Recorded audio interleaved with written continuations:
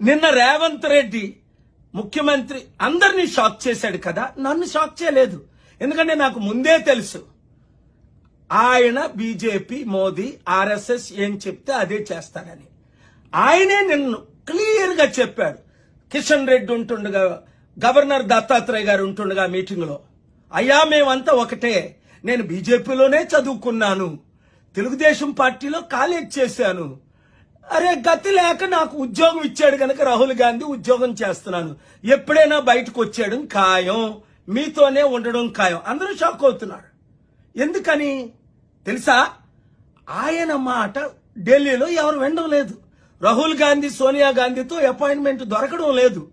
Court కేసులు ఎక్కువైపోయి ఆయన మా మంత్రులకి, వీళ్ళందరికీ మంత్రుల పదవులు ఇవ్వమంటే కాంగ్రెస్ లో మంత్రులు పదవులు ఇవ్వలేదు. అందుకని ఈయన సిద్ధపడిపోతున్నాడు. ఎందుకు?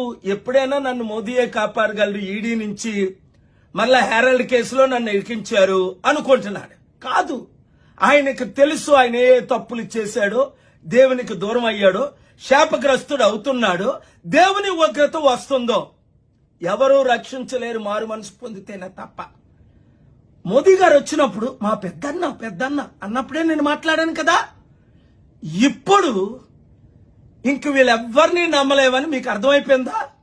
ఇప్పుడున్న వాళ్ళందరూ ఆర్ఎస్ఎస్, బీజేపీ, మోదీ ఏం చెప్తే అదే చేస్తారు ఈ రాజకీయ నాయకులు అందరూను. కనుక మార్పు రావాలి, ఆ మార్పు మనమే తేవాలి. మీరు నేను కలిసి పనిచేయాలి. ఈ వీడియో అందరికీ బ్రేకింగ్ న్యూస్ పెట్టి షేర్ చేయండి.